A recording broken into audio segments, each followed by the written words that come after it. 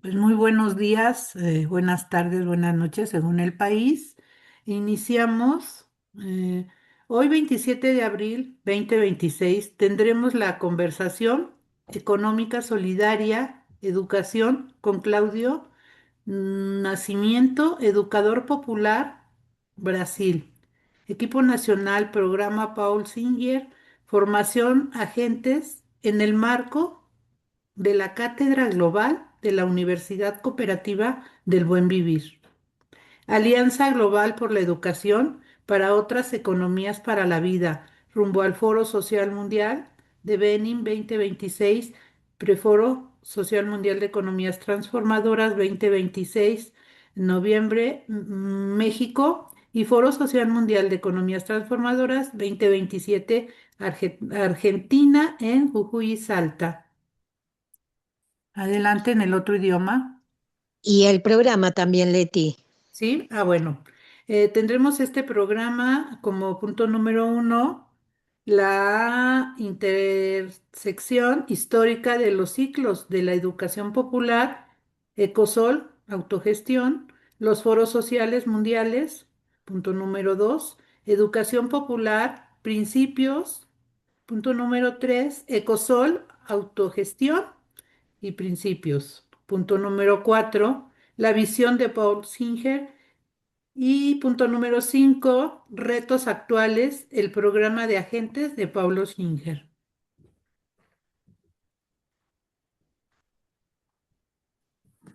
Adelante con el otro idioma.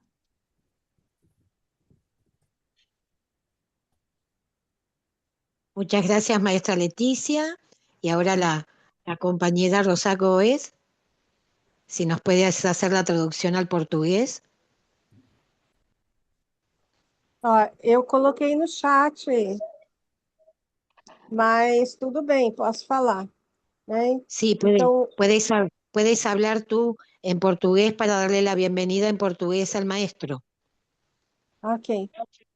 Bem-vindo, Cláudio, a esse nosso encontro, a essa conversação que teremos sobre educação popular em economia solidária, aqui na cátedra, né, global e no Comitê de Organização do Fórum Social Mundial e do Fórum das Economias Transformadoras.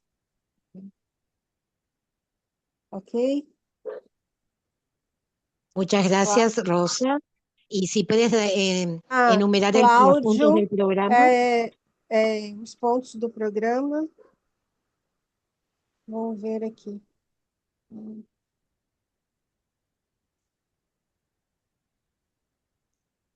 5 puntos tiene el maestro, preparó Sim, para sim, su presentación. sim. ¿Lo puedes enumerar? O primeiro, a intersecção histórica dos ciclos da educação popular e economia solidária, autogestão e os fóruns sociais mundiais. O segundo, educação popular, os princípios. O terceiro, Ecosol, autogestão e os princípios. Quarto, a visão de Paul Singer. 5, desafios atuais e o programa de agentes Paul Singer. Muchas gracias, Claudio. Para nosotros y para nosotras es un honor que estés aquí presente. Así que te pedimos si la presentación la puedes hacer en forma lenta. Así vamos escribiendo en castellano lo que vas diciendo o un resumen de lo que vas diciendo. Muchas gracias, Claudio, con quien hace muchos años está en la Universidad del Buen Vivir, en la campaña de Currículum Global. Es un fiel y fervoroso trabajador de las economías solidarias y de la educación, y mucho antes en la Red de Educación y Economía Social fue también coordinador. Él conforma ahora el Consejo de Coordinación Internacional de la campaña por un currículum global y de la Universidad Cooperativa del Buen Vivir, así que para nosotras y para nosotros es un honor que estés aquí. Muchas gracias, Claudio. Okay. Então, em primeiro lugar, agradecer mais esse convite, que permite, digamos assim, discutir os problemas da educação popular, relação com a economia solidária, a partir da nossa experiência brasileira, mas que é uma experiência que desde o início está articulada com as experimentações de autogestão em diversos países e em diversos continentes. Eu vou tentar dar conta desses 5 pontos que nós colocamos, e eu diria o que significa trabalhar o que chamo de momentos decisivos da economia solidária no Brasil, quando, digamos, ela se transforma numa estratégia política. Existiam diversas experimentações na sociedade, nos movimentos populares, e também em nível de política pública, né? de experiências de governos municipais e governos também estaduais. Poucos, mas eles existiam. Então, esse, esse elemento é muito importante, quando é um momento decisivo, vou falar sobre ele, quando ela se torna uma estratégia política, se torna pública, digamos assim, né? Se articula com outras experiências de outros países. Outro momento decisivo, que vai ser no final, é como a educação popular hoje participa do processo de reconstrução da economia solidária no Brasil. Porque, como todos sabem, nós tivemos um governo que nós chamamos de um governo proto-fascista, um governo extremamente autoritário, que provocou um desmonte em todas as estruturas de políticas públicas do que diz respeito a trabalho, e principalmente a Secretaria Nacional de Economia Solidária. Então, nós tivemos, depois da eleição do presidente Lula, em 2023, reconstituída a Secretaria Nacional. Nós temos um processo, primeiro, de reconquistar e reconstruir aquilo que foi destruído, num espaço de tempo de 4 anos, muito curto, por sinal, e agora, em outubro, em novembro, nós já vamos ter as eleições presidenciais, que é um desafio enorme para nós aqui do Brasil, mas também para a América Latina e para o mundo, né? Porque nós temos muito bem a consciência do que significou a reeleição do Trump nos Estados Unidos, né? E a volta de um governo tipo Bolsonaro aqui seria uma tragédia, não só para o Brasil, mas para a América Latina e, enfim, para o mundo, né? Bom, então, o que eu chamei o primeiro ponto é o cruzamento histórico dos ciclos de educação popular e da economia solidária. A economia solidária, nós entendemos experiências que são desenvolvidas com base nos princípios da autogestão social, né? E o momento importante que nós tivemos desse cruzamento nos fóruns sociais mundiais. O primeiro ocorre em 2001, aqui onde eu vivo, em Porto Alegre. 2002, 2003, eram sequenciais a cada ano, né? Com uma participação imensa, um pluriverso de experiências populares em todos os campos da sociedade que vinham aqui a Porto Alegre em busca de um outro mundo é possível, né?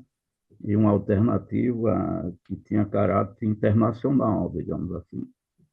Então, naquele momento, aqui em Porto Alegre, nós tínhamos um governo que, em termos da cidade, a política pública, ela tinha como base o que nós chamamos de orçamento participativo, que é uma experimentação, que é sempre de longo prazo, da gestão coletiva da cidade pelos seus habitantes.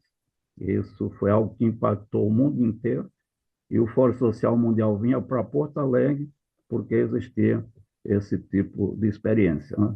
Quer dizer, de você pensar a autogestão em termos de uma cidade com comitês territoriais para discutir o orçamento nos bairros, nos territórios, discutindo com a população como é que o recurso público deveria ser aplicado naquele bairro, quais as necessidades que iria satisfazer, e também na cidade nós tínhamos os chamados comitês temáticos, né? Além dos territoriais, que eram no sentido da saúde, do transporte, da educação. Então, qualquer cidadão se reunia em assembleia para decidir o uso do recurso público nesses temas, além dos territoriais, né, que ali seriam quem habitava o bairro, isso aí é qualquer cidadão.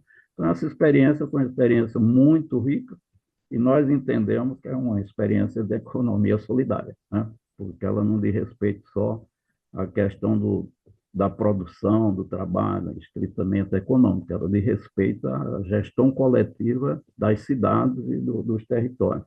Então, nesse momento, nós tivemos algo muito interessante.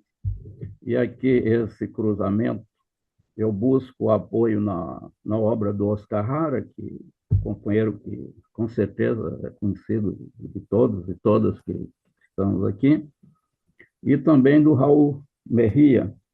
Os dois eles têm obras sobre a educação popular na América Latina, né? O Oscar Hara ele traça ciclos, períodos da história da educação popular na América Latina. E é muito interessante porque ele traça 5 períodos. O número 4, eu não vou falar de todos, por causa mesmo do tempo, né? Que ele diz que começa na América Latina um novo ciclo das experiências de educação popular.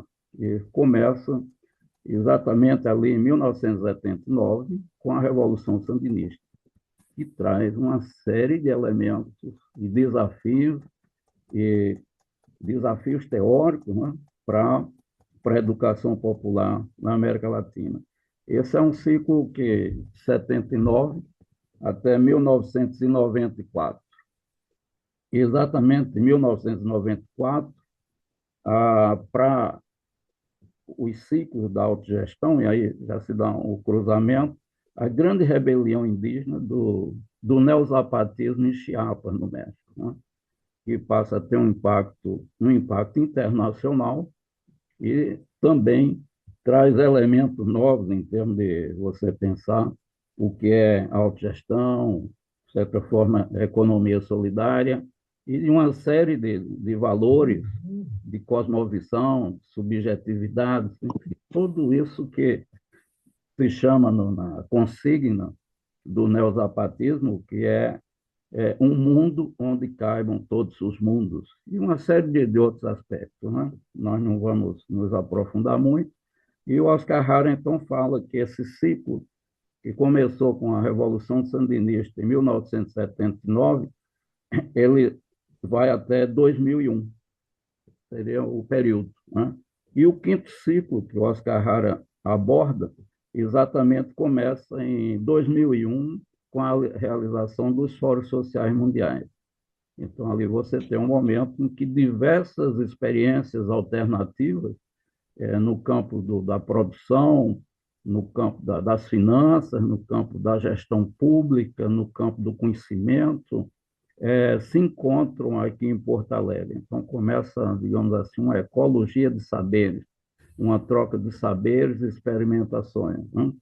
E o primeiro fórum foi exatamente em 2001, em Porto Alegre, aí tivemos 2002, depois 2003, o de 2003 já nós tínhamos a primeira presidência do Lula, né? Ele vai assumir em 2003 a presidência do Brasil. Então, esse elemento ele é fundamental, desse cruzamento de ciclos, né, de coincidências históricas dos ciclos de educação popular com os da autogestão e da economia solidária. Traz o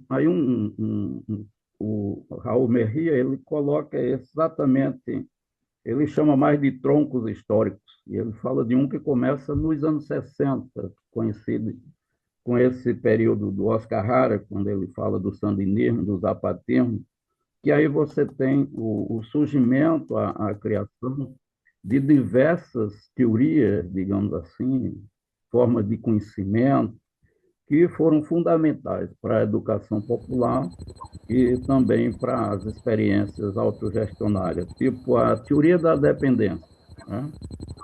Tipo a teologia da libertação, o cristianismo da libertação, como fala o Michel Levy, que é mais amplo do que a teologia da libertação, pesquisação, que surge com o Fals Borda, na Colômbia, em torno de experiências também de autogestão, e também a filosofia da libertação.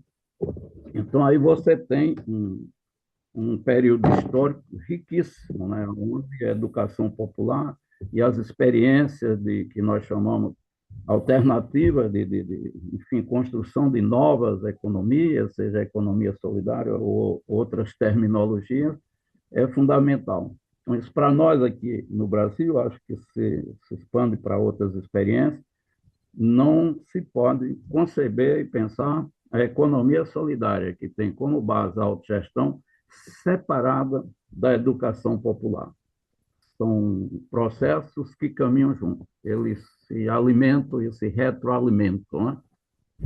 E depois nós vamos ver no final exatamente o papel que tem a educação popular na reconstrução da economia solidária hoje no Brasil, nessa experiência do novo governo Lula, que começou em 2023. Então, nós caminhamos sempre juntos, educação popular, com esses elementos que eu falei, e a, a economia solidária.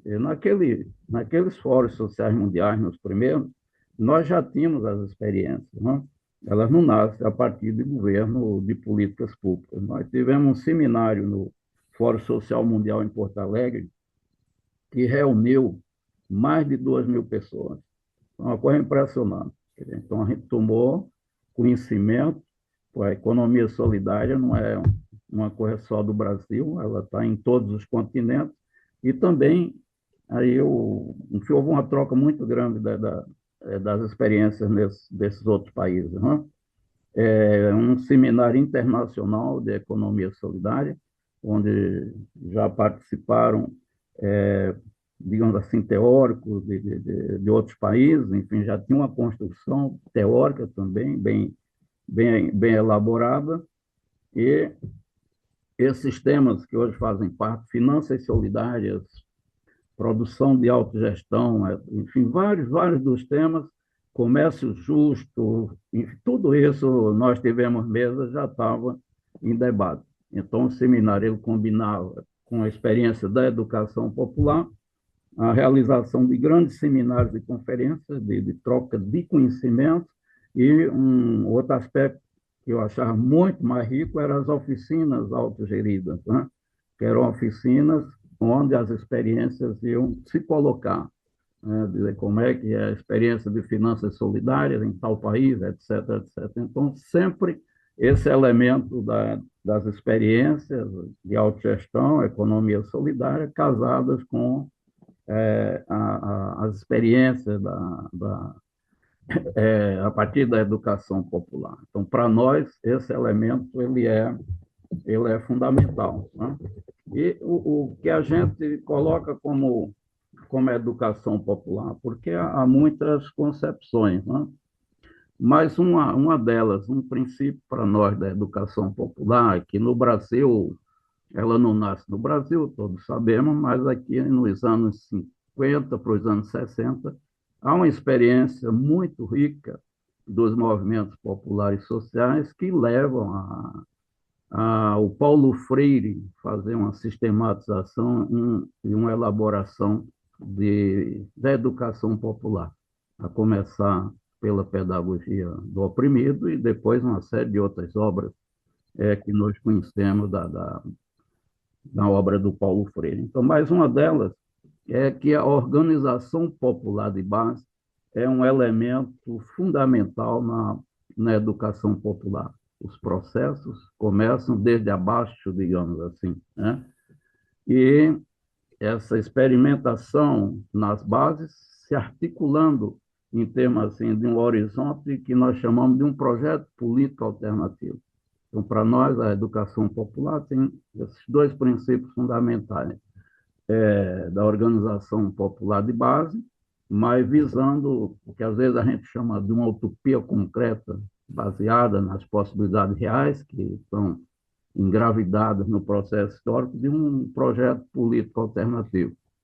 Projeto democrático popular, antigamente falava do socialismo democrático, e com as experiências que ocorreram em nossa América a partir de 1994, Bolívia, Venezuela, Equador, sobretudo porque 94, o novo ciclo, ele traz uma diversidade de sujeitos da transformação social.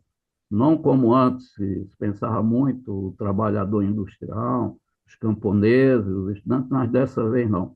São experiências que não se limitam à questão do processo produtivo, fábricas, fazendas no campo, mas experiências que são territoriais, lutas ecológicas, até porque o capital entra numa fase em que há uma agressão profunda em relação aos territórios, né? O que nós estamos vivendo atualmente, né? Então, aí você tem esse pluriverso de sujeitos históricos da transformação social, aonde, como dizem em Chiapas, um mundo onde caibam muitos mundos. Então, isso traz uma concepção de economia solidária extremamente ampla, complexa e profundamente rica, né? E a educação popular coloca nessa construção de um projeto o papel fundamental da democracia pensando a construção de um novo projeto hegemônico, uma contra-hegemonia, digamos assim, a democracia, desde abaixo, a democracia direta, né, relacionada, dependendo de cada país, com os instrumentos da democracia representativa. Um outro elemento da educação popular, que chamamos de princípio, é a cultura popular. Quer dizer, os saberes populares, os saberes ancestrais. Então, aí você tem uma fonte profunda do conhecimento para dar uma base no campo educativo e cultural a essas experimentações, né? Não apenas o conhecimento dito científico, né? Mas, como diz o Paulo Freire, não há um conhecimento superior ao outro, há formas diferentes de conhecimento. E para nós, o da cultura popular, das culturas populares, é um elemento importantíssimo na educação popular. E outro aspecto, um princípio, eles são todos articulados, né? É o reconhecimento da vida cotidiana, a experimentação social, a experiência, um espaço fundamental de construção de um outro projeto de mundo, de outro mundo é possível, né? Então, aí a questão da vida cotidiana, eu sou de uma geração que a vida cotidiana era uma coisa que ficava entre parênteses. O importante é a vida política, é o partido, é o sindicato, mas a família, o dia a dia, essas questões eram questões que seriam resolvidas a partir das transformações mais amplas, digamos assim.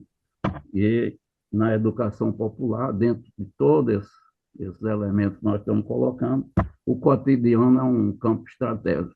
As transformações começam, digamos assim, já na vida cotidiana, né? Significa uma revolução cultural da vida cotidiana, é uma transformação profunda na biopolítica, na subjetividade, etc, etc. Então, esse elemento é um elemento que nós achamos fundamental. E no campo mais da própria educação popular, a prática da sistematização de experiências, né? Então, é um elemento fundamental nas experimentações que nós temos, economia solidária, ou em qualquer campo de luta social, que haja um processo de sistematização articulado com a pesquisação. É a forma que você tem de revelar o conhecimento que está oculto, nas experimentações. E, com isso, ele atinge um um grau que seja permitido ele ser intercambiado, uma troca com outras experiências, né, onde você vai construindo elementos que são comuns. Então, eu diria, assim, são alguns dos elementos que nós temos como elementos de princípio da educação popular. Em termos do outro campo que nós estamos articulando com a educação popular, que é o que nós chamamos de autogestão, e ela é base, os princípios da economia solidária, eles se alimentam da autogestão. Nós poderíamos destacar três campos de praxe, de ação política e cultural da autogestão e em decorrência da economia solidária. Ela diz respeito ao todo do metabolismo social, o conjunto da vida social. Ela não se restringe, como algumas pessoas pensam, ao processo de produção. Antigamente tinha muita essa visão. Pensar as cooperativas de produção, fábrica recuperada. Não. A economia solidária, ela diz respeito ao todo da sociedade. Um primeiro campo que é esse, é claro, do processo de trabalho, do processo de produção, onde aí você busca o que as pessoas dizem, a empresa sem patrões, né? O que significa a mudança na forma de propriedade, da propriedade privada, então você caminhar para a propriedade social, a propriedade comum, a propriedade comunitária, a propriedade autogerida. A terminologia é plural, né? Mas é o mesmo tipo de experiência como ser social. Cada país, com a sua cultura, dá nomes distintos, digamos assim. Mas esse é o primeiro campo, né? De você pensar a questão da mudança da forma de propriedade, a propriedade social, propriedade coletiva dos meios de produção, o que não nega a propriedade individual. Essa é uma outra coisa. Um segundo campo da vida social é a questão do Estado, a questão da democracia. Para a economia solidária, e articulando com aqueles princípios da educação popular, é a instauração dos elementos de democracia direta, democracia participativa, que passa a ser preponderante em relação à democracia representativa, que é essa onde você elege deputados, etc., etc., a cada 4 anos, pelo menos aqui no Brasil. Então, esse é um elemento fundamental, decisão coletiva, realização de assembleias, que é a questão da tomada de decisão de forma coletiva, através da construção de elementos, de conhecimentos que se dá desde abaixo, nos locais de trabalho, nos locais onde as pessoas estão, e de forma coletiva, participativa, né? Então, esse é um segundo campo.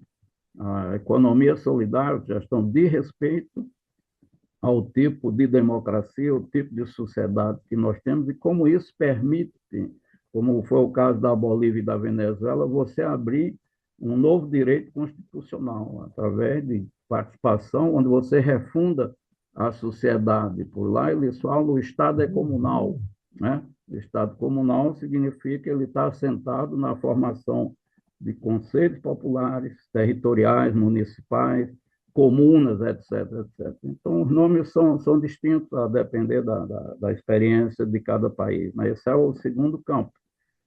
E o terceiro campo é o campo das subjetividades, é aquele que está mais próximo da questão da vida cotidiana, da transformação cultural, da vida cotidiana, e de uma relação totalmente diferenciada com a natureza.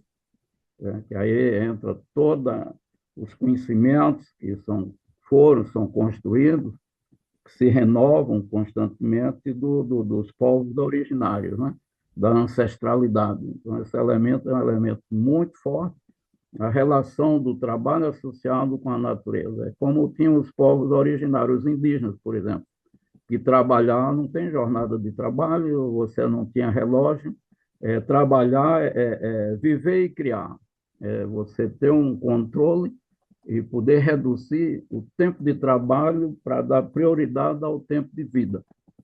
Pessoas trabalham, produzem o que é necessário para a sobrevivência com dignidade, mas o tempo livre ele passa a ser um tempo que a pessoa dedica à vida cívica e coletiva, a fazer a gestão da cidade, a gestão dos territórios, para o lazer, para o descanso, para a vida amorosa, para pescar, para ler, etc, etc. Esse é um elemento fundamental. E a relação com a natureza é uma relação de amorosidade, né? Sobretudo hoje, com o colapso ecológico que nós estamos vivendo, esse elemento é um elemento fundamental. E essa relação, esse conhecimento, você vai beber na fonte dos povos originários, que tem uma relação amorosa, uma concepção filosófica que não é dicotômica, que existimos nós, existe a natureza, e a natureza, pelo capital, é para ser explorada, para se produzir mercadoria, com homens e mulheres fazendo um trabalho alienado, embaixo do controle do capital. Então, como repensar esses elementos, e aí as experiências que estão pelo mundo afora, em diversos continentes, nos trazem esse elemento com digamos, uma urgência enorme, porque o colapso ecológico, que nós estamos percebendo, enfim, adquiriu uma velocidade muito, muito grande. Então, eu diria, isso nós entendemos como sendo isso que nós chamamos alguns princípios da autogestão que fundamentam a economia solidária. Claro que o que nós estamos falando é como, mais ou menos assim, pensando o Eduardo Galeano, a autogestão seria a utopia concreta da economia solidária, o horizonte, porque as experimentações da economia solidária, elas passam por dificuldades imensas, né? Então, você tem esse horizonte lá no futuro, mas, ao mesmo tempo, como diz um mestre francês, o Daniel Motet, você tem que ter a autogestão gota a gota. A autogestão, a economia solidária, ela é aqui e agora que ela tem que ser experimentação social, né? Com todas as dificuldades, com ciclos que avançam, você recua, mas é uma experimentação social que tem esse horizonte onde você tenta ir se aproximando, né? Mas sem ter nenhum determinismo político, nem tecnológico, dizer que nós vamos sempre num tempo linear, estamos sempre crescendo e avançando. Não. É um processo de experimentação, está dentro de uma conjuntura que tem muitos outros elementos, e como houve aqui no Brasil, nós tivemos um recuo imenso desde que houve o golpe que derrubou a presidenta Dilma, né? Bom, dentro desse quadro, o professor Paul Singer, que era um estudioso, um socialista, educador popular, trabalhou na prefeitura de São Paulo junto com Paulo Freire. Paul Singer era secretário de planejamento da cidade de São Paulo, num governo do Partido dos Trabalhadores, da Erundina, e o Paulo Freire era secretário de Educação. Então, isso é lá para 98, por aí, eles começaram e já se conheciam, né? E o Paul Singer, então, ele começa a trabalhar muito essa questão, depois ele chama de economia solidária, né? Mas o Paul Singer era um militante, ele era um judeu socialista, ele nasceu na Áustria, uma família judia, e depois veio para o Brasil, e era um pensador socialista extremamente apaixonado por uma mulher chamada Rosa Luxemburgo, né? De Rosa Luxemburgo, ele buscou as ideias do que é o socialismo desde abaixo, construído com a participação das massas, como a gente falaria antigamente, né? E não por um partido político como um comitê central. E ele, então, se debruçou muito estudando as experiências de autogestão da Iugoslávia, por exemplo, mas diversas outras experiências que ocorreram. Na verdade, além de economista, nós poderíamos dizer que era um historiador. E o Paul Singer, ele, no movimento socialista judaico no Brasil, lá nos anos 50, ele era o responsável pelo processo de formação política. Houve um grande congresso, eles eram milhares no Brasil, fizeram um congresso em São Paulo, e o Paul Singer elaborou um programa de formação para esse movimento, né?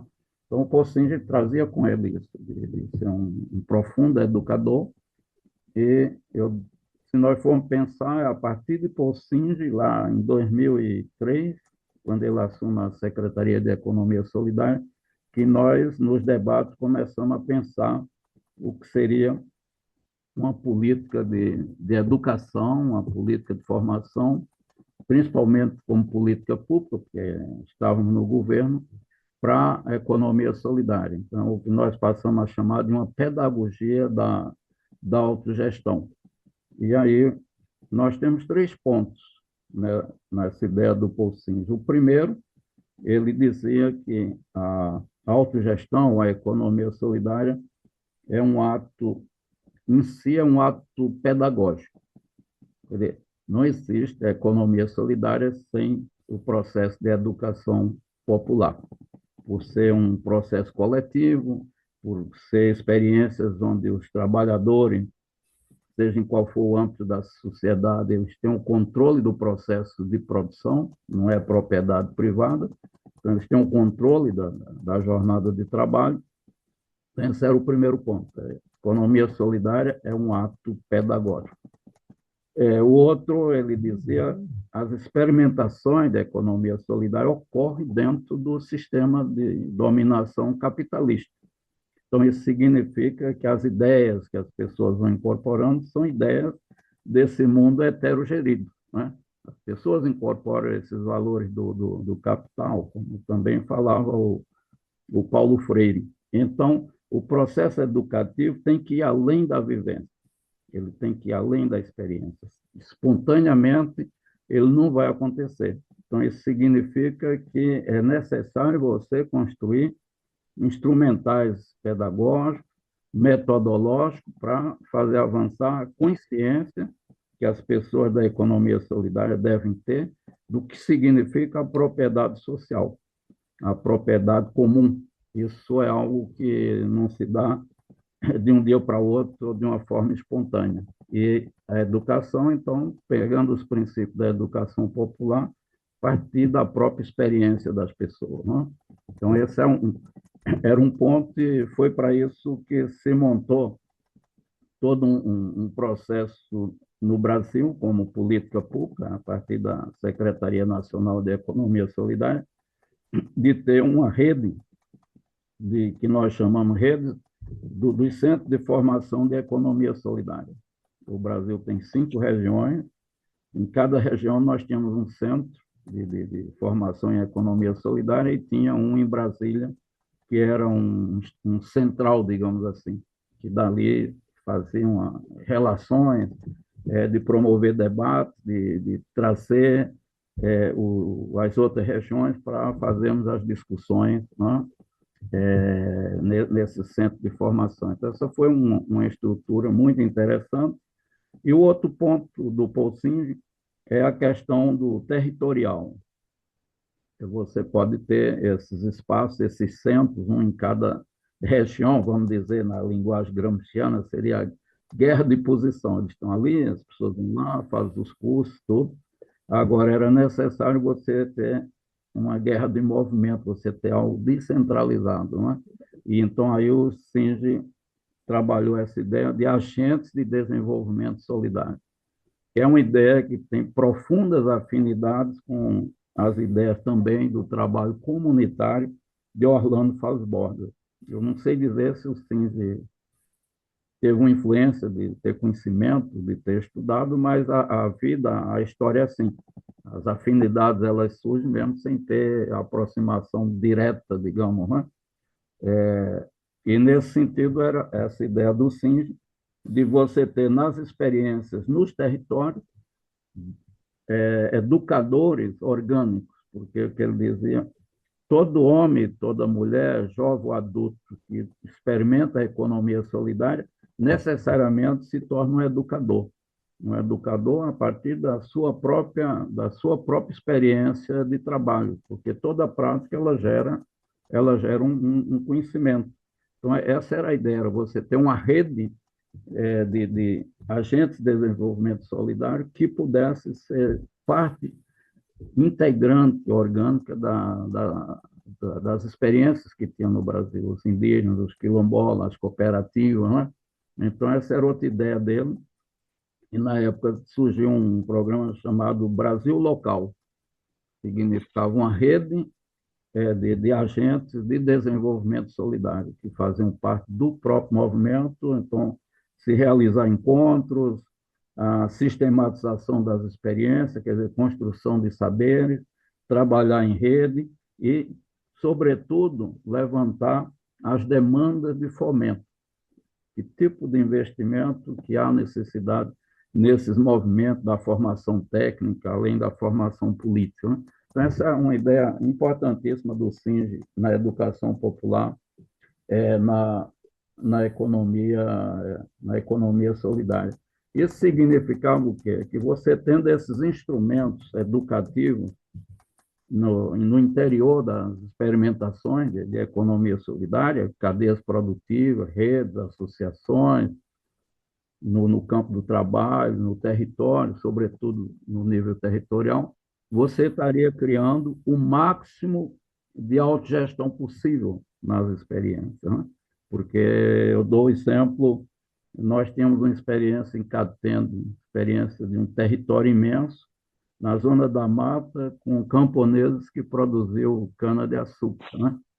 54 engenhos que produziu a cana e uma fábrica que fazia a moagem da cana. Tudo isso, imaginem, sob o controle dos trabalhadores.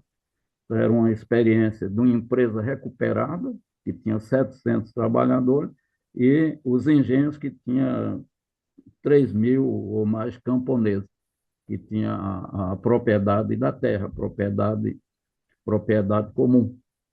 Então, aí você tinha uma experiência profundamente inovadora, que você tinha uma experiência de autogestão territorial e, ao mesmo tempo, lá dentro você tinha uma fábrica sendo recuperada. Então, nessas, nós tínhamos, né, aí você tinha cerca de 10 agentes locais, que eram militantes, eram camponeses, mas eram educadores e que desenvolviam o trabalho nessa, chamava-se a Usina Harmonia, né?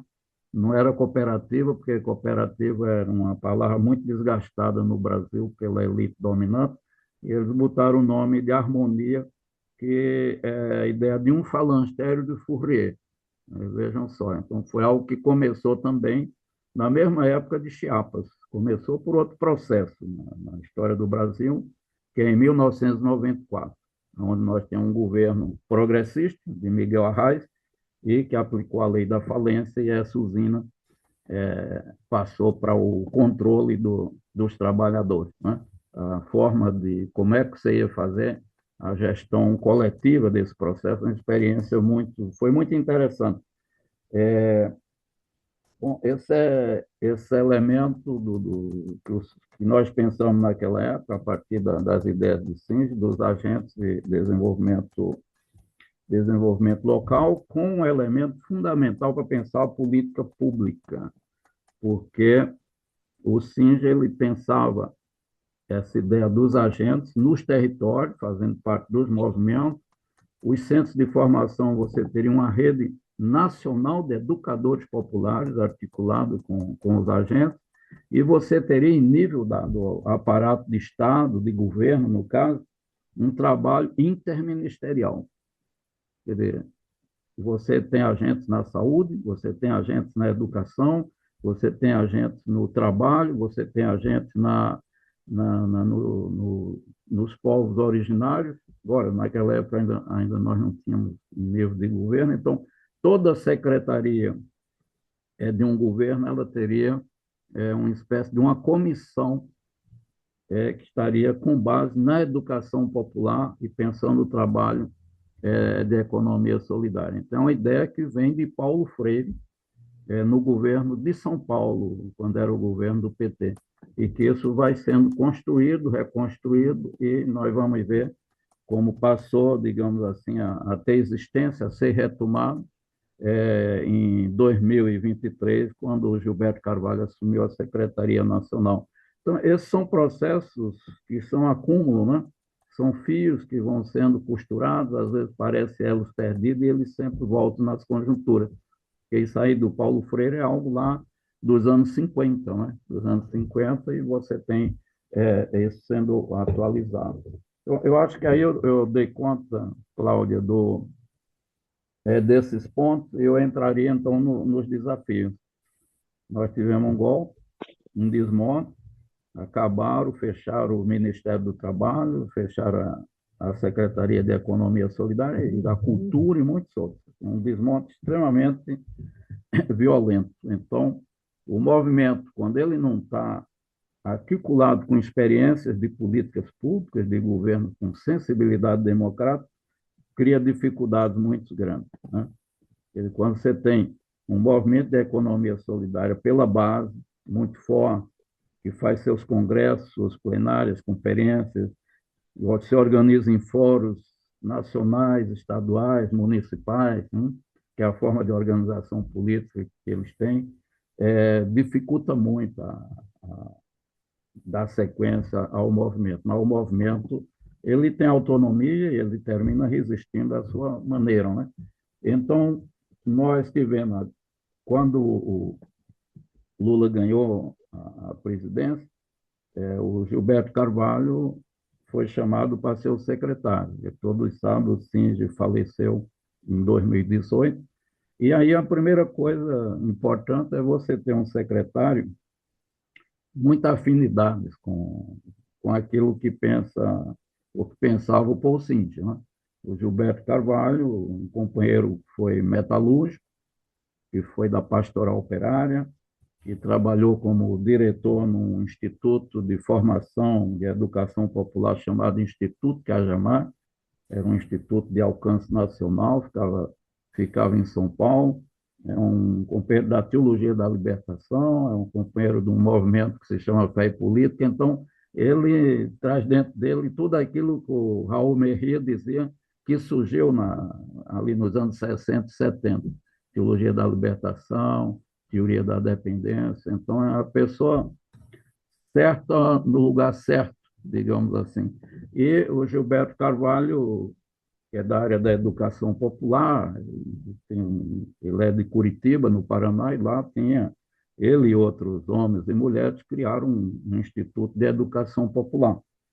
E o Gilberto, então, ele retoma, de uma forma ou de outra, essa ideia de você ter uma rede de agentes de desenvolvimento solidário. Então, esse projeto foi elaborado, incorporando uma multiplicidade de tempos, porque aí fomos escutar experiências que ocorreram nos anos, no período do próprio Singe, das redes solidárias, das finanças, recolhendo esses saberes para você, então, montar uma proposta do que, em 2023, tomou o nome de Programa Paul Singe de Formação de Agentes, um agente de desenvolvimento solidário, né? Então, ele tem por base a questão da educação popular e, no momento, espraiado por todo o Brasil. Nós temos 500 agentes de desenvolvimento solidário, mas também em cada estado você tem 2 educadores que coordenam o trabalho com esses agentes em todo o Brasil e uma equipe nacional. Então, se montou toda uma estrutura, então, assim, com pessoas com experiência na economia solidária, na educação popular e, na maior parte dos casos, juntando esses dois aspectos, né? E então, o objetivo é exatamente a reconstrução da economia popular desde abaixo, e para isso realizamos conferências municipais, estaduais. Em agosto, uma conferência nacional que retomou o Plano Nacional de Economia Solidária, que tinha sido construído em 2014. Em seguida veio o golpe e esse plano não pode ter aplicação. Ele foi retomado em agosto do ano passado para fazer, digamos, atualizar as mudanças que ocorreram, quais são as grandes questões. Então, isso nós conseguimos fazer em conferências municipais, estaduais e a conferência nacional que foi em Brasília, né? O que esse programa Poulsinger ele tem? Ele incorpora a educação popular nessa ideia de agentes de desenvolvimento solidário, mas com instrumentos pedagógicos e metodológicos. Dois fundamentais: pesquisação. Então, esses agentes eles se capacitam através de diversas formas de processo educativo na questão da pesquisação.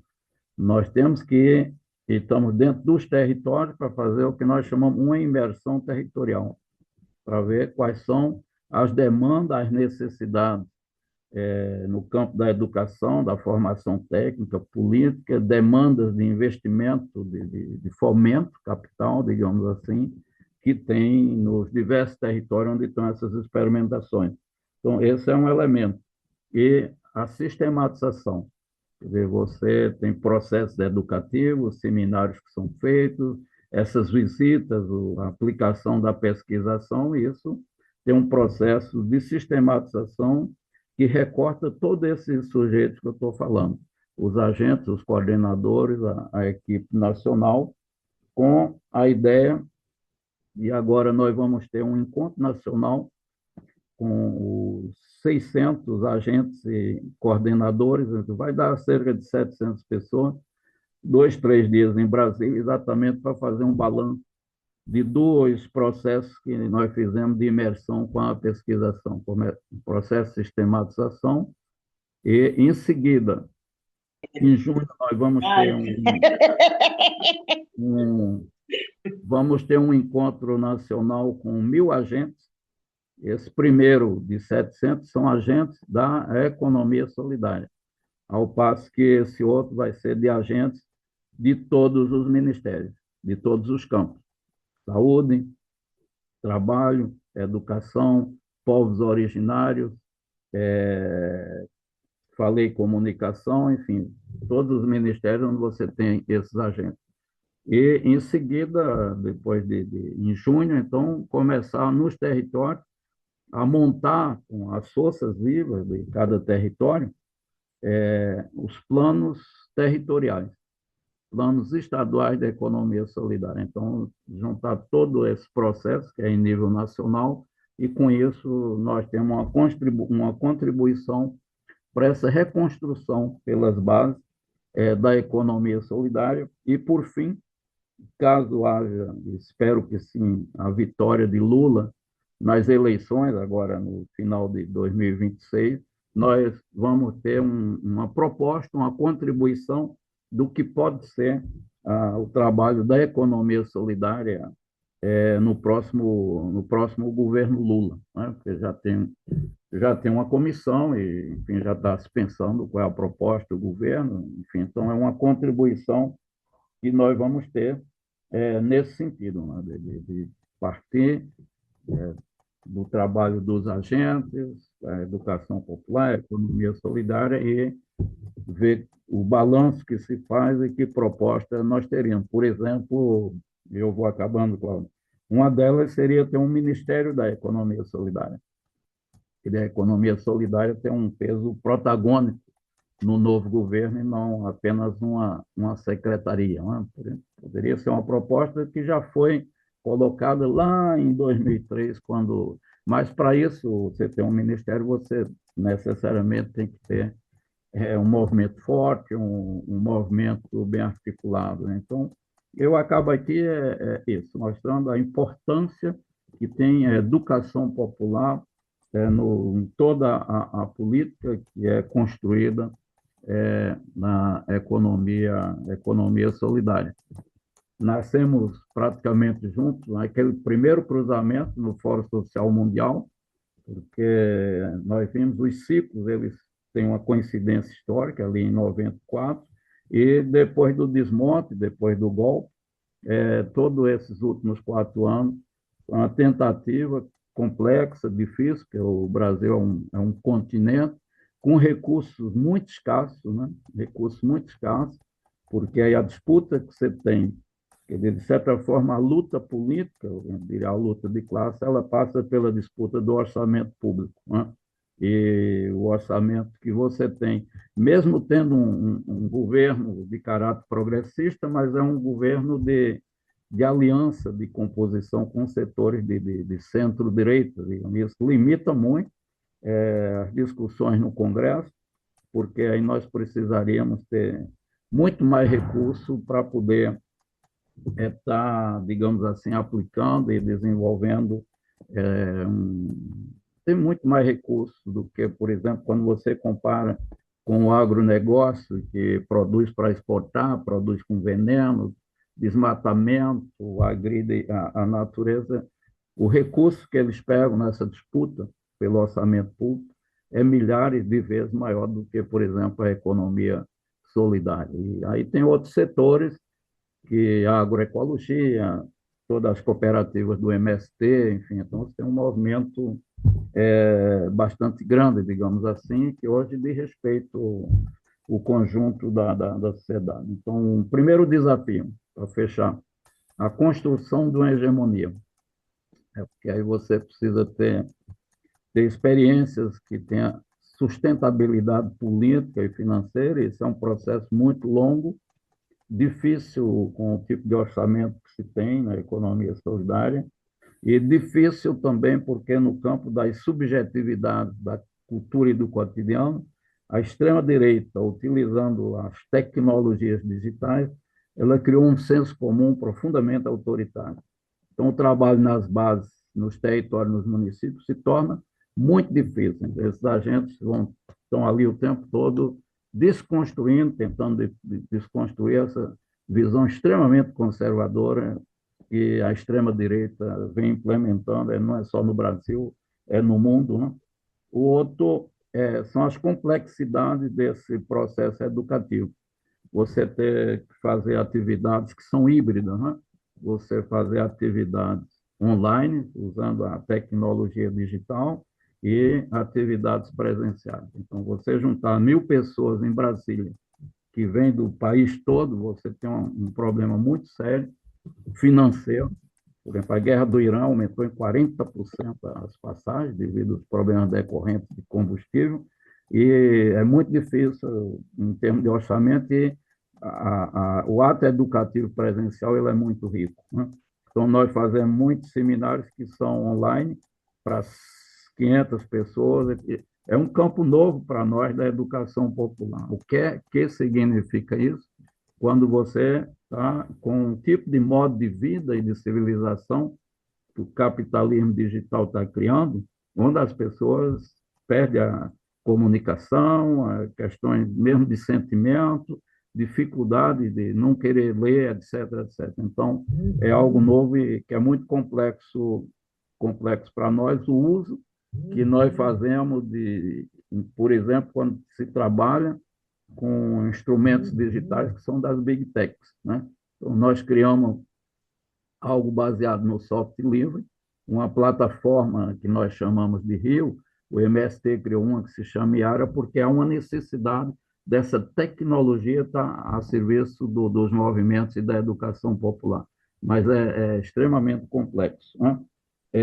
Eu diria que, por fim, a construção de redes, porque as experiências de economia solidária elas necessitam desse processo educativo, necessitam de fomento e elas não podem ficar fechadas nelas como uma coisa economicista, corporativista. Elas necessariamente têm que se espraiar pelo território, se articulando em redes.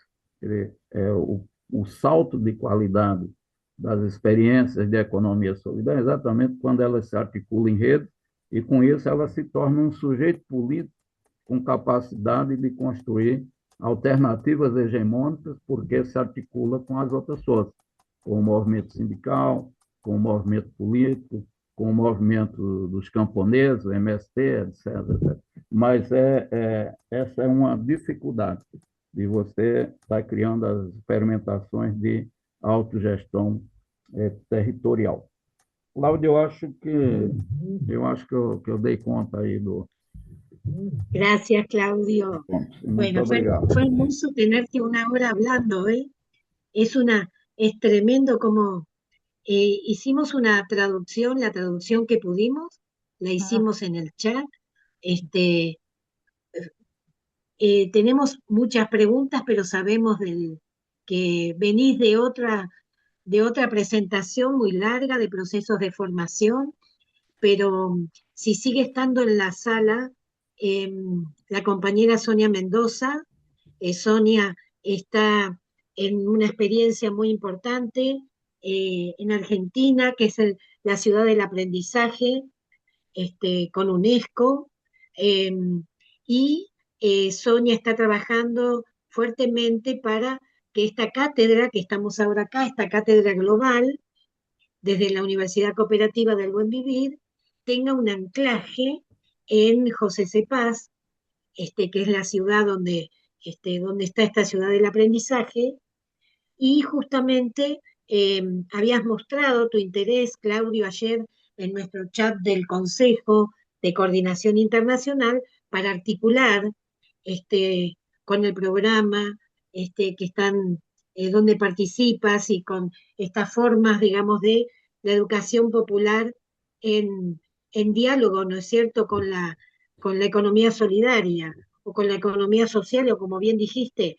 con la economía, con el nombre que le queramos poner a ese proceso contrahegemónico que lucha contra el capital y que hace otra propuesta, otra forma de organizar el trabajo. Así que Sonia te va a saludar y para que inicien un breve diálogo, y quien quiera preguntar, por favor, que lo haga por chat para que el maestro pueda responder.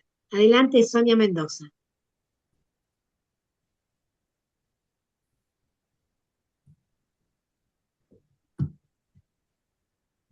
Sônia está escutando, ela disse que não escuta.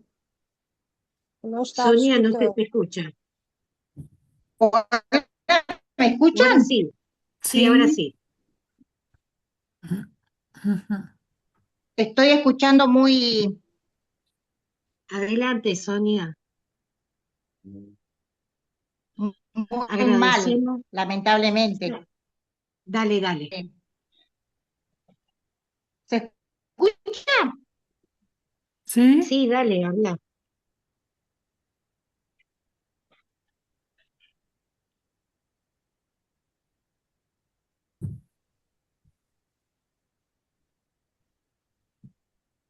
Bueno, aprovechamos para agradecer No, a Rosángela Goes, que hizo la traducción del castellano al portugués. Así que, Sonia, si querés hablar, te escuchamos. sí, sí. ¿Se escucha? ¿Me escuchan? Porque estoy Sí, con mala dale, señal. dale, Sí. dale, dale.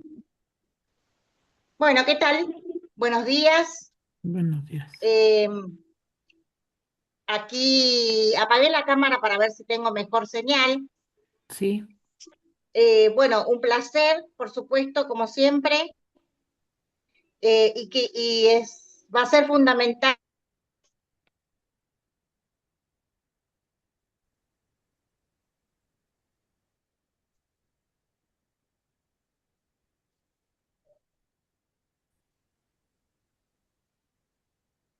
Estuvimos recibiendo a la UNESCO en José Cepaz como anfitrión.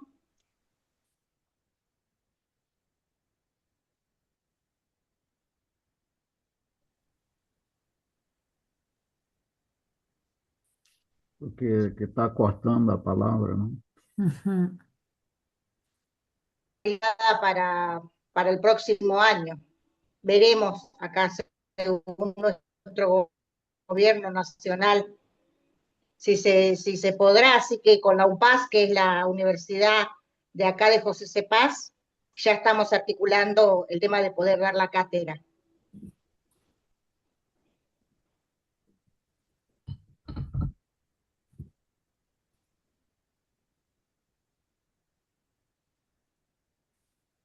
Me habla. Bueno, ¿Se escuchó? entonces se escuchó en parte, pero la idea para que Rosángela le pueda decir al maestro es que la cátedra está en proceso de construcción y que está interesada en seguir el diálogo para que el programa que hacen a nivel nacional, en esta articulación, en esta fusión, que no podemos hablar de economía solidaria sin economía sin educación popular, poderla tener como foro, como parte de un diálogo, como espacio para la construcción de saberes. Rosángela,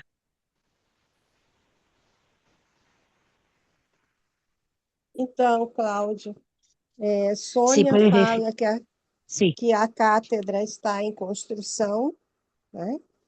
E que ela deseja manter um diálogo com o programa Porsinger, né, para construir essa ideia da educação popular, que ela não pode estar fora da economia solidária, né, que ela é intrínseca, é parte da economia solidária. Então, ela gostaria de manter esse contato, né? Pode ser um fórum, pode ser de várias formas, mas que ela gostaria que isso acontecesse, né? Ok, Sim, Cláudia. sim, veja, nós temos participado, a Cláudia está sempre nos chamando, eu, a Aline Mendonça, a própria Rosa, a Ângela, e a nossa companheira Amundinha, a Raimunda, que é a coordenadora pedagógica do Poulcinho, que também participou do CEAL, que é um centro latino-americano de educação popular, existe há muito tempo, né? No Brasil também, nós vamos fazer agora um encontro nacional. Em 2023, quando surgiu a Secretaria Nacional, nós fizemos um balanço daquela experiência do período anterior, dos centros de formação de economia solidária, a rede feminista da economia solidária, as finanças solidárias, enfim, as diversas experiências, e constituímos uma rede autogestionária de educação popular em economia solidária, que eu acho que deve estar previsto em algum momento, Cláudio, um debate com a Alzira Medeiros, que faz parte dessa rede. Nós somos cerca de 180 educadores populares, de pessoas de experiências, de cooperativas, de redes solidárias e também da academia, de universidade pública, né? Que nós tínhamos no Brasil o que nós chamamos é uma rede de incubadoras tecnológicas populares, sobretudo das universidades públicas, né? Onde aí você tem um trabalho de formação técnica e política com as experimentações de economia solidária. Então, aqui nós conseguimos construir algo que foi muito difícil, porque lá nos anos 70 havia uma dicotomia, a educação popular de um lado e o trabalho nas universidades, mais acadêmico de outro lado, e nós conseguimos nos anos 80, fazer uma articulação muito rica entre essas formas diferenciadas e distintas de construção de conhecimento, que era das experimentações e na universidade, então, experiências de tecnologia social solidária e diversos outros campos. Então, aí nós temos, enfim, digamos assim, o maior interesse, né, de que nós possamos estar caminhando juntos, porque também a economia solidária, necessariamente, ela é articulada com a educação popular, mas, como eu falei no início, no Brasil, ela se torna um elemento estratégico a partir da troca com experiências de outros países. Então, ela nasce com um caráter internacionalista. Então, você não pode pensar a economia solidária autogestão isolada em um país, né? Necessariamente, ela tem que se articular também, como nas redes territoriais, em cada país, se articular em redes que são de caráter internacional. E eu me lembro que aqui foi uma, né, Cláudia, a rede do currículo, como é que se chama? Currículo Universal da Economia Solidária. E ali para 2019, eu participei aqui no Brasil, em Maricá, de um encontro Mercosul da Economia das Transformações, né? Existiam umas 3, 4 experiências. Clara e Francisco, nós tínhamos a economia dos trabalhadores e das trabalhadoras, que nós temos uma Escola Internacional de Autogestão, que realiza encontros a cada 2 anos, agora a Escola Nacional de Autogestão aqui no Brasil. E eu, pessoalmente, achava que ali esse encontro ocorreu em 2019, estava marcado na Europa, em Barcelona, encontros internacionais que estão sendo retomados agora, e aí veio a pandemia, a pandemia nos quebrou as pernas, nós não conseguimos, passamos a fazer tudo de forma virtual. E nos últimos anos há uma retomada desses fóruns, desses encontros internacionais. Então, eles são fundamentais, eu acho que teria que haver uma conjunção dessas experiências. O que a gente sonhava é que lá para 21 ou 22, não tendo a pandemia, nós íamos ter uma retomada dos fóruns sociais mundiais, onde pudesse agregar todas essas redes internacionais, que é num patamar muito mais amplo do que o que nós tivemos nos fóruns sociais mundiais lá no período anterior. Aqui, esse ano, houve um fórum de resistência antifascista devido à conjuntura, mas que não tem ainda a riqueza e a dimensão daquilo que ocorreu anteriormente. Eu acho que um horizonte importantíssimo seria esse, né, de troca permanente e sistemática de experiências de economia solidária, autogestão, educação popular, porque os grandes fóruns só têm sentido a partir da realização desses pequenos encontros. Pequenos, eu digo assim, num país, num continente, né? Como a gente dizia o amigo Daniel Moté, a autogestão não é um dilúvio que um dia desaba em um local e você está no outro mundo, não. É autogestão gota a gota, é experimentação no cotidiano, com dificuldades, complexidades. Eu acho que esse campo seria ótimo para nós, uma experiência desse tipo. Ujú.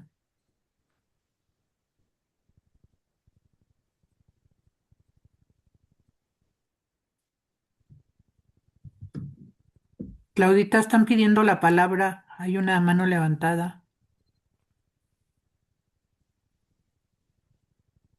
Yo creo que puede hablar el compañero que levantó la mano. Adelante, Hola, se escucha. adelante. Buen día. Buen día. Acá estamos desde Mendoza, Argentina, ustedes saben, en la montaña pegada a los chilenos. Se me ocurría a partir del comentario del profesor Claudio, Companheiro, pode falar um pouco mais alto? sí, se,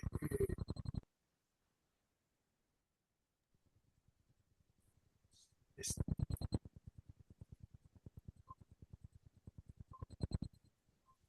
decía que a partir de lo que planteaba el profesor Claudio y algunos otros participantes, eh, quería compartir, poner en conocimiento de los que no conocen, por lo que se decía de distintas universidades, ¿no? Este, nosotros como Universidad Nacional de Cuyo, de Mendoza, este, participamos de lo que se llama el grupo AUGM, Asociación de Universidades Públicas de América del Sur. En esa asociación de universidades hay varios comités que trabajan hace bastante tiempo. Uno de ellos se llama PROCOAS, que yo integro también de todo el país, de Uruguay, de Chile, de Paraguay y de Argentina, por supuesto, y Brasil, ¿no? La preponderancia obviamente argentina-brasilera por la cantidad de universidades que representan, son universidades públicas únicamente, ¿no? Y tenemos un comité, como decía, que se denomina PROCOAS, tiene también 15 años de antigüedad por lo menos, que quiere decir procesos cooperativos y asociativos, ¿no? Por la diversidad de las instituciones de la economía popular van construyendo o vamos construyendo. Digo, me parece que sería muy interesante hacer un intercambio de algunas de las experiencias, porque le digo, de Brasil hay más de 30 universidades que participan, te diría las más importantes están todas, y de la Argentina también están todas con mayor o menor suerte, ¿no? Uruguay obviamente está la Universidad de Asunción, en Uruguay están las otras universidades. O sea, me parece que habría que hacer un clinch de alguna forma de superador de lo que están planteando, ¿no? Lo felicito por el esfuerzo, me parece fantástico. Felicito. Rubén Daza conoce lo que hacemos en Troncoa, por ejemplo. Rubén nos conocemos hace 30 años trabajando en temas de economía social y estas cosas. Y siempre estamos aprendiendo, ¿no? Siempre estamos aprendiendo. Y sea este un homenaje también a los saberes locales. Yo, en un libro que publiqué que tiene varios capítulos, uno se llama Somos mucho más que dos y está dedicado a la relación entre la economía social popular solidaria y la educación popular, tomando como ejemplo a un gran prócer latinoamericano de la pedagogía que lo tenemos olvidado. Es don Simón Rodríguez, más conocido por el instructor de Bolívar, como ustedes saben, fue el instructor de Bolívar, pero no tan conocida por su obra pedagógica que él le llama la educación popular para la economía social. Así le llama hace poco, 250 años. Ya me parece que, como todos ustedes saben, tenemos estos antecedentes en América Latina y la posibilidad de potenciar todos los esfuerzos que se realizan, particularmente en épocas duras para Argentina, para Chile, como las que estamos viviendo, donde las políticas públicas que tenemos en realidad tienden a destruir y hacer todo individual y negar la posibilidad de este tipo de instituciones. Era simplemente eso, estamos a su disposición y queremos Gracias, participar. Roberto. Gracias. Sí, el Procoas, por supuesto, reconocido. Ahora te hace la traducción Rosângela, tiene la mano levantada Leticia y también Saído. Así que vamos a escuchar la traducción de Rosângela al portugués, por favor. Então, Roberto fala aqui, né, da, da importância de compartilhar conhecimentos com os grupos da universidade pública. Aí ele fala do Uruguai, Chile, Paraguai, Brasil, né? Fala que existe um comitê que discute processos de cooperação, que é cooperativo e associativo, né? Então, fazer trocas de experiências entre essas universidades e o Brasil, a partir dessa produção dos saberes locais. Aí ele diz que são mais filósofos do que educadores populares, né? Então, que esse processo da intersecção entre a educação popular e a economia solidária, que seria muito importante. Olha, eu fiz um resumo, porque algumas partes eu não entendi. Então, eu peço desculpa que eu não escutei, mas foi isso que eu compreendi.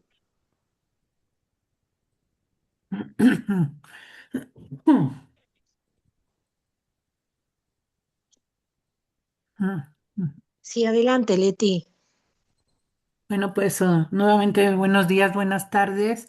Antes que nada quiero felicitar a Claudio de Nacimiento por su gran trayectoria, conocimiento y pues es un gran legado. Y quiero hacer la invitación a Claudio y a todas y a todos los que no conozcan de este evento que vamos a realizar. Es un preforo que se va a llevar a cabo en noviembre, los días 26 y 27 en la Ciudad de México, ¿sí? Con miras al Foro Social Mundial de Economías Transformadoras, que será en Argentina 8, 9 y 10, en Salta y en Jujuy, con el compañero Rubén Daza y pues todo el conjunto colectivo de organizaciones que ahí lo van a hacer. Y este preforo, le comento al compañero Claudio, va a estar aquí en mi país, pues muy enriquecido por todas las mesas temáticas que se van a llevar a cabo, precisamente con todas las economías que existen en las comunidades indígenas, todo lo que relacionado con territorios, todo lo relacionado con bancos del tiempo, monedas alternativas, economía popular, economía campesina, economía de los barrios, economía y praxis, más que nada, las prácticas en las comunidades indígenas, ¿sí? En mi país, como en muchos más, yo así lo creo, que la economía existe en cada acción que hace el ser humano. A veces no lo sabemos, no nos damos cuenta, pero generamos economía, ¿sí? La economía comunitaria, la economía de las grandes organizaciones que se autoemplean con las cooperativas. En el cooperativismo somos 10 millones de cooperativas aquí en nuestro país y el 90 y tantos por ciento de estas cooperativas es la micro y pequeña cooperativa, que son las que generan mucha economía. Y este preforo también queremos que sea para generar políticas públicas, para que nuestro gobierno de izquierda reconozca este tipo de economías, este tipo de lenguas, este tipo de actividades con los ejidos, con los comuneros, con las comunidades en los territorios y con todo el rescate de los espacios que hemos logrado durante muchos años donde se genera economía. Yo creo que podría participar con nosotros todos ustedes. Claudio, te hago la cordial invitación. Será un evento híbrido, será pues con participaciones nacionales. Las mesas temáticas ya se están trabajando desde ahorita y nada más se van a entregar ahí las respuestas. Y los participantes internacionales tendrán su espacio para hacer su propuesta y todo esto en conjunto, pues también queremos llevar una propuesta a Argentina y pues allá nos veríamos los argentinos que están aquí. Claudia, muchas gracias por todo el apoyo que estás dando a este preforo y eso sería todo de mi parte. Están todos y todas invitadas. Gracias. Muchas gracias, Leti. Hay más manitos levantadas, pero Rosángela, si le puedes decir al maestro. Em primeiro lugar, ela parabeniza você, Cláudio, pelo trabalho realizado, pela sua fala, pela sua reflexão, né? Depois ela fala do evento que é o Pré-Fórum, que será no México em novembro, e que esse Pré-Fórum terá mesas temáticas com todas as economias, né? As economias comunitárias, economia solidária, enfim, com todas as economias a partir da prática dos territórios com a população indígena. Ela destaca que só com as cooperativas, lá eles têm 10 milhões de cooperativas, né? E que um dos objetivos do pré-fórum é gerar políticas públicas. O pré-fórum será um evento híbrido e ele tem como objetivo construir uma pré-proposta para levar para o Fórum da Argentina no próximo ano. E que ela gostaria muito que todos aqui participassem deste pré-fórum. É isso. Muchas gracias, Rosángela. Bueno, Claudio, también contarte que ahora el 30 de abril hay diálogos entre el Foro Social Mundial y el Foro Social Mundial de las Economías Transformadoras, así que ojalá puedas estar, porque es importante, van a estar quienes son parte de esa fundación que hoy nombraste, ¿no es cierto?, del 2001. Así que tu presencia es muy importante y también contarles a todas y a todos que estamos poniendo ahí en el chat para que se inscriban los compañeros que estaban de acá de México para el pre-FSMET de México de noviembre y por supuesto es el corolario, es la puerta anterior para el Foro Social Mundial de Economías Transformadoras de Argentina. Tenemos 2 manos levantadas y con eso vamos a cerrar. Tazaído, que está en África, y Mario Gil, que ahora está en Francia. es un compañero colombiano que este, ahí levantó su manito, así que Mario, adelante, y si nos podés ayudar con lo que quiera preguntar Saido, así que adelante, levanten sus micrófonos, así pueden hablar con Claudio. Muchas No, gracias. que hable Saido, yo lo traduzco. Dale, Saido, Saido, Saido, pose la adelante. question. Essaye de poser la question, Saido.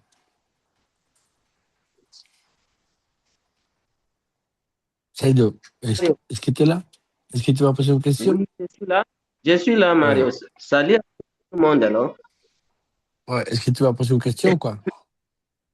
Oui, j'avais seulement une question. Je pense que j'ai écrit à ce qui concerne les points qu'on a évoqués sur l'autonomisation, y compris aussi les principes fondamentaux pour l'autonomisation, quoi. C'est là ce que moi je vous dis. Je sais que j'ai entendu.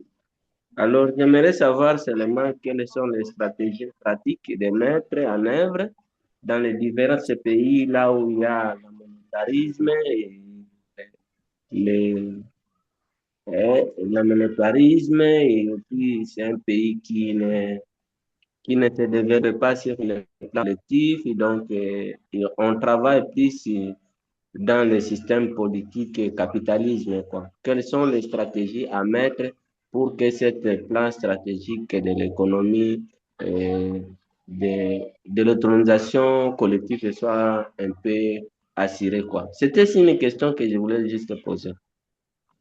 Tu veux savoir à propos de ces stratégies qui pourraient se mettre en place dans un pays comme le tien, comme le Congo, qui est Oui, ravagé par le capitalisme?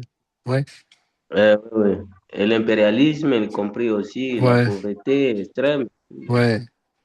Quelles sont les stratégies possibles? Ouais. Quelles sont les idées, les pistes de possibilités? Ouais. 5 minutos. Et je vais traduire.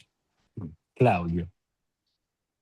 Claudio, Sim, Saido se pregunta sobre las qué actividades puede hacer él en Congo en esas condições de dificuldades, muita pobreza, muita desigualdade, muito imperialismo que toma todos os recursos, todas as coisas das pessoas em Congo. Que fazer sim. para fazer a economia solidária? Isso. Esa es la cuestión que Gracias, puedo Mario, hacerlo. por la traducción. Si querés, habla vos, así después el maestro responde directamente todo junto. Gracias, Bueno, Marito. gracias. Yo tengo una pregunta también, una cuestión. No una cuestión, sino como una cosa como de decir, mira, me parece que el tema de lo educativo, lo pedagógico, la educación, es muy importante en la construcción de economías populares éticas, que no todas las economías populares son éticas. Eu penso que a educação popular ajuda muito à construção dessa ética necessária para outras economias. O que você que pensa você? Muchas gracias, Mario. Entonces, Rosángela, si podés traducir esto último, así Claudio hace un cierre. Muchas gracias, Rosángela. Gracias, Marito y Saído. Então, Mário Gil pergunta, né?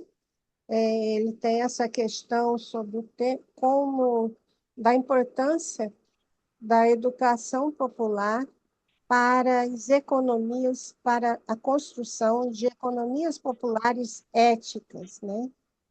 E, e para as outras economias. Então, ele levanta uma questão com relação a isso. Obrigada. Ok. A minha vez, vejam, muitas coisas estão acontecendo em nível em nível internacional, a necessidade de maiores articulações, né, entre tantas redes, né, tantos encontros. Por exemplo, da companheira que falou de México, o ano passado, todo esse programa de agentes de desenvolvimento solidário, que faz parte do governo do Brasil, fizemos uma pesquisa em México, Colômbia, acho que Argentina, 3 ou 5 países da América Latina, exatamente nessa linha de ver quais são as experiências que existem da educação popular nas políticas públicas, né? E nos impressionou profundamente ao governo brasileiro e a nós, da Secretaria Nacional de Economia Solidária, a experiência de México. O México tem milhares e milhares de agentes que estão envolvidos com as comunidades nessa perspectiva da política pública, né? Fizemos um seminário internacional onde aqui estiveram pessoas da Argentina, do México, da Colômbia, acho que mais 2 países. E o que eu penso é uma ideia que eu tenho analisando a nossa experiência. Se nós formos vitoriosos com Lula, agora no final de 2026, a nossa ideia nos próximos 4 anos é ir construindo uma rede nacional de agentes de desenvolvimento solidário como política pública, né? Hoje nós talvez tenhamos no Brasil, com todas essas limitações, eu acho que chega a cerca de 20 mil agentes de desenvolvimento solidário, né? Então, estamos olhando a América Latina, porque as grandes experiências nos países, elas nascem quando você olha as experiências do mundo. Aqui nos anos 60, nós tivemos um movimento de educação de base. Existiu até o golpe militar de 64, e ele era com a base radiofônica naquela época, falando de 60, 61. E como é que surgiu essa experiência? Surgiu de um intercâmbio que foi feito com um programa parecido que existia na Colômbia. Então, essas experiências elas são importantíssimas porque nós vamos descobrindo coisas que podem ser fundamentais em outros países. Por exemplo, a pergunta do nosso amigo do Congo, eu não saberia aqui agora dizer o que é que se pode fazer. O que se pode fazer é essa troca de experiências, de participar desses encontros nacionais, encontros internacionais, porque a economia solidária e autogestão é uma experimentação social. Você não tem receita e você não tem modelo. Então, depende de toda a pesquisação que é feita, a construção de conhecimento, cada país, sua cultura, sua história, sua situação econômica e social. Então, eu vejo que essas trocas de experiências, como os fóruns que estão ocorrendo e aqueles que ocorreram lá em 2001, 2002 e 2003, são importantíssimos, inclusive por isso, para a gente vendo em determinados países, em determinados continentes, como desenvolver o trabalho. E a pergunta sobre a educação popular, a economia solidária, é repetir aquilo que eu tinha dito, que uma coisa não existe sem a outra. Você pode ter experiências de educação popular que necessariamente não estão ligadas com a economia solidária, estão ligadas com o movimento operário sindical, etc., etc. Mas economia solidária, que não traz em si experiência de educação popular, acho que ela está fadada ao fracasso, à burocratização, né? Os próprios movimentos sociais populares no Brasil são assim. Quando nós construímos a Central Única dos Trabalhadores, um dos primeiros elementos foi construir uma política de formação na área sindical, articulada nacionalmente. E no Brasil, qualquer movimento popular que queira ter um caráter estratégico, se ele não traz em si a experimentação da educação popular, ele está fadado à burocratização e, enfim, não tem um papel protagonista, né? Outro elemento, nós temos também no Brasil uma rede que chama-se uma rede de pesquisadores é uma associação de pesquisadores, na verdade, pensadores, Associação de Pensadores na Economia Solidária. Hoje, ela tem um caráter internacional. Foi criado um comitê internacional e no próximo ano, em 2027, essa rede vai ter um encontro internacional. Vai ser aqui no Brasil. Antes temos encontros nacionais, pré-encontros. Então, nesse próximo mês de maio, nós vamos ter um festival de economia solidária no Rio, com a participação, possivelmente, de pessoas também de outros países, onde você tem feira de comercialização, as pessoas levam seus produtos, atividades culturais e atividades de discussão da economia solidária, o processo. Então, lá nós vamos fazer oficinas, digamos assim. Então, você tem uma série de fóruns que estão ocorrendo, né? Que estão ocorrendo. E quando você vai observar mais dentro, em muitos tem as mesmas pessoas que estão participando, né? Então, é necessário que surja na frente algo, digamos assim, que contemple esse conjunto de experiências para a gente poder avançar mais, né? Então, tem esse da Associação dos Pesquisadores, a Escola Internacional de Autogestão, enfim, muitas coisas que estão acontecendo e possivelmente como nós tivemos antes daquele Fórum Social Mundial, né, de 2001, existiam muitas experimentações internacionais. Então, seria necessário e possivelmente já haja pessoas que estão articulando perspectivas nesse sentido. Seria interessante, eu vou conversar na rede de autogestão, no programa POSINGE, na Associação dos Pensadores de Economia Solidária, que estão com atividades previstas de caráter nacional e internacional, como é que a gente pode estar participando mais organicamente aqui da rede? Eu vou, Cláudia, fazer o possível, vou ver também outras pessoas, que a gente possa ir na Argentina, no fórum, né? Porque a Argentina aqui está perto de nós, enfim, fica bem mais fácil o deslocamento, né? E, enfim, tudo para acabar aqui depende do resultado eleitoral que nós vamos ter. O Lula Claro. ganha as eleições, então nós vamos ter mais espaço, mesmo que vai ser um governo de natureza de frente, né?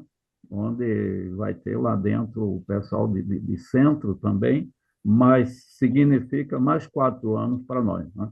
Mais 4 anos, a gente em condições de que tem um espaço já reconstruído, dos ministérios, da política pública, o movimento se rearticulou nos fóruns municipais, estaduais, nacional, e nós temos também a Lei Paulsing, né?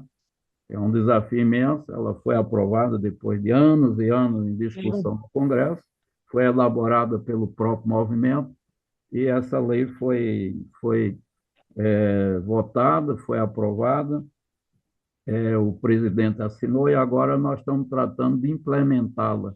Aqui no Rio Grande do Sul, nós já temos, do período anterior, 31 municípios que têm lei municipal de economia solidária. Então, isso facilita muito, não só a regulamentação, mas principalmente agora a aplicação, que é que vai significar para nós termos um sistema nacional de economia solidária, né?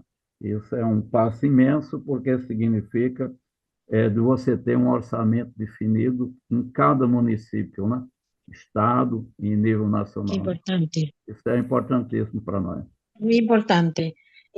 Claudio, vamos a seguir conversando como siempre. Acá te dejamos un abrazo gigante. Pusimos ahí en el chat el encuentro del 30 para quienes quieran venir. Es un encuentro, por supuesto, virtual, pero vamos a seguir en diálogo, Claudio. En junio vamos a estar en Brasil, así que cerca al norte de Ceará hay un encuentro de un movimiento de investigación, acción participativa que se llama ARNA, y allí nos invitaron, así que te voy a enviar para ver si tenemos posibilidad de vernos presencialmente, y bueno, ojalá que el 30 puedas estar, y a todas las compañeras y compañeros, seguimos en las cátedras globales de la Universidad Cooperativa del Buen Vivir. Gracias Leticia, Roberto, Nuri, Juan Montalvo, Nicolás, Patricio, Eladir, Gabriela. Gracias Rosángela por tu generosidad. Gracias Harrison, Mario Gil. Gracias Salazar, Flora, María Cristina. Seguimos, anotate que ahí pusimos el link para que te inscribas en el Préforo de México. Gracias Sonia. Por supuesto, todos te dejan mensaje, Claudio, Cristina, Rivera, gracias por estar. Y seguimos, gracias a Ido por el enorme esfuerzo, gracias por todo, y seguimos Elida, gracias por acompañarnos. Eh, Les dejamos un fuerte abrazo y les enviamos el video, ¿eh? Un abrazo para todas y todos. Claudio, enorme abrazo de todas nosotros. Muy generoso de tu parte. Mira, hace casi 2 horas que estamos. Muchas Claudia, gracias. si me permites, antes de terminar, Sí, hacer un comentario dale, dale. con respecto al foro de la Ciudad de México que está Sí. preparando la profesora Leticia. Yo estoy encargado de la parte de hospedaje. Yo cuento con 3 habitaciones para poder hospedar como se debe y con mucho gusto recibir a las personas que se hagan presentes en la Ciudad de México, que vengan de fuera. Me gustaría que nos comentaran quiénes son los que posiblemente vengan al foro en México, porque yo soy responsable de coordinar, aparte de las 3 habitaciones que tengo, algún otro acceso de hospedaje en algún otro lugar, obviamente pues es con costo y pues buscando la mejor economía. Alguien más también de la Ciudad de México que pudiera tener forma de poder pues hospedar de manera amable a nuestros compañeros que vengan de fuera, también que me lo haga saber. Yo tengo ya el compromiso de hacer un Excel informativo donde voy a ir poniendo quienes están de parte de nosotros acá en México, poder recibirlos con muchísimo gusto. La profesora Leticia está en la mejor disposición de que ese evento se lleve a cabo con los mejores beneficios en todos los sectores, sobre todo la parte